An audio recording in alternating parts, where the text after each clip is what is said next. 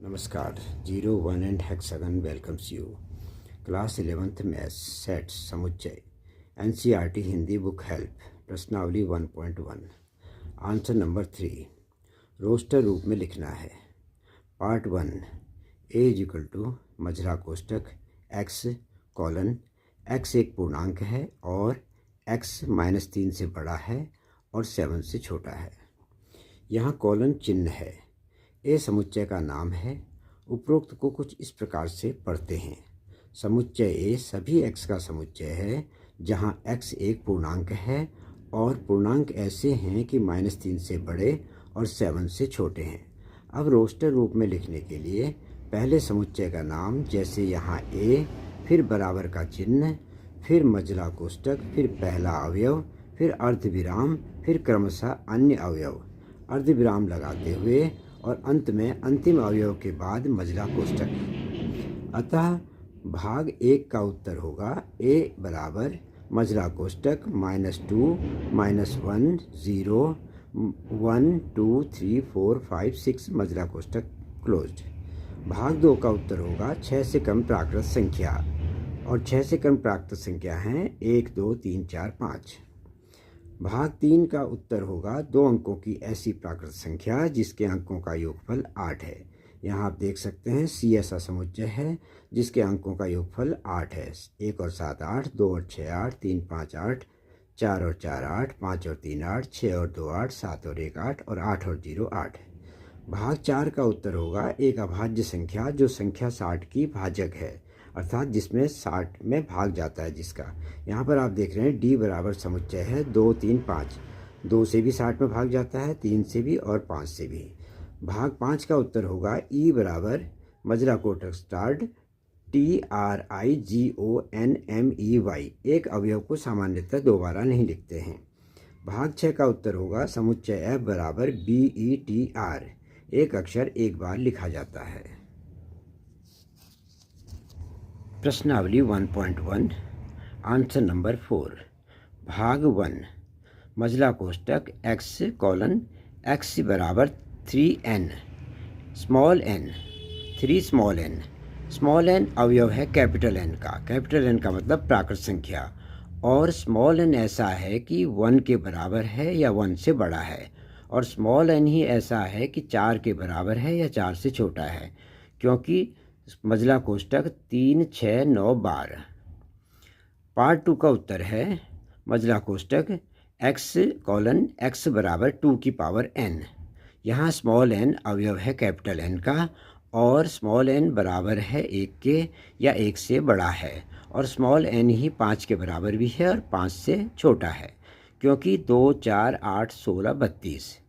Part number 3 x ऐसा है कि 5 की पावर n, 5 की पावर स्मॉल n, और स्मॉल n अवयव है कैपिटल N अर्थात प्राकृत संख्याओं का, और स्मॉल n ऐसा है कि 1 के बराबर है या 1 से बड़ा है, और स्मॉल n ऐसा है कि 4 के बराबर है या 4 से छोटा है, क्योंकि 5 25 125 और 625 ये सब 5 की पावर n है, 5 की पावर n है। पार्ट नंबर 4 x एक सम प्राकृत संख्या है। सम का मतलब 2 4 6। पार्ट नंबर 5 x ऐसा है कि n की पावर 2, जहाँ स्मॉल n की पावर 2, जहाँ पर स्मॉल n कैपिटल N का अवयव है, कैपिटल N प्राकृत संख्या है, और स्मॉल n ऐसा है कि 1 के बराबर है या 1 से बड़ा है, और 10 के बराबर है या 10 से छोटा है। यहाँ देख सकते हैं 1 4 9 ... 100 तक, यानी कि 1 की पावर 2 1, 2 की पावर 2 4, 3 की पावर 2 9 और 10 की पावर 2 100। आंसर नंबर 5 भाग 1 सूचीबद्ध a = 1 3 5 7 ... प्रश्नानुसार विषम प्राकृत संख्या। आंसर नंबर 5 पार्ट 2 b = मझला ब्रैकेट 0 1 2 3 4। प्रश्नानुसार x एक पूर्णांक है, और x ऐसा है कि -1/2 से बड़ा है और 9/2 से छोटा है। अब देखिए 1/2 से बड़ा 0 भी होता है, -1/2 से बड़ा 0 भी होता है, -1/2 से बड़ा 1 भी होता है, और 2 भी होता है, 3 भी होता है, 4 होता है, क्योंकि 9/2 4.5 होता है और 4.5 से छोटा 4 होता है। आंसर नंबर 3 पार्ट 3 का आंसर है C = -2 -1 0 1 2, क्योंकि x एक पूर्णांक है और x स्क्वायर इक्वल टू छोटा है 4 से या 4 के बराबर है। और आप देखते हैं -2 का वर्ग 4 आता है, -1 का वर्ग 1 आता है, 0 का वर्ग 0, 1 का वर्ग 1 और 2 का वर्ग 2, यानी कि सारे 4 के बराबर हैं, 4 से छोटे हैं, सारे x के स्क्वायर हैं। आंसर नंबर 5 भाग 4 का उत्तर D बराबर मजला ब्रैकेट LOYA। यहाँ पर आप क्योंकि x इक्वल टू लॉयल शब्द का एक अक्षर है, LOYA लॉयल शब्द के अक्षर है LOYA। यहाँ पर L 2 बार आया है, जिस अवयवों को 2 बार नहीं लिखते हैं। अब भाग 5 का उत्तर है E इक्वल टू फरवरी, अप्रैल, जून, सितंबर और नवंबर, क्योंकि x वर्ष का ऐसा महीना है जिसमें 31 दिन नहीं होते हैं। और हम देख सकते हैं कि फरवरी में 31 दिन नहीं होते, अप्रैल में नहीं होते, जून में नहीं होते, सितंबर में नहीं होते, नवंबर में नहीं होते। अब भाग नंबर 6 का उत्तर होगा F इक्वल टू BCDFGHJ, क्योंकि X अंग्रेजी वर्णमाला का एक व्यंजन है जो K से पहले आता है। व्यंजन बोला है यानी कि बाउल नहीं लिखने हैं, स्वर नहीं लिखने हैं। A स्वर होता है इसलिए उसको छोड़ दिया, B आ गया, C आ गया, D आ गया, E स्वर होता है उसको छोड़ दिया, F आ गया, G आ गया, H आ गया, I स्वर होता है उसे छोड़ दिया, J लिख दिया। इस प्रकार K से पहले आने वाले सारे स्वर आ गए, सारे व्यंजन आ गए, सॉरी।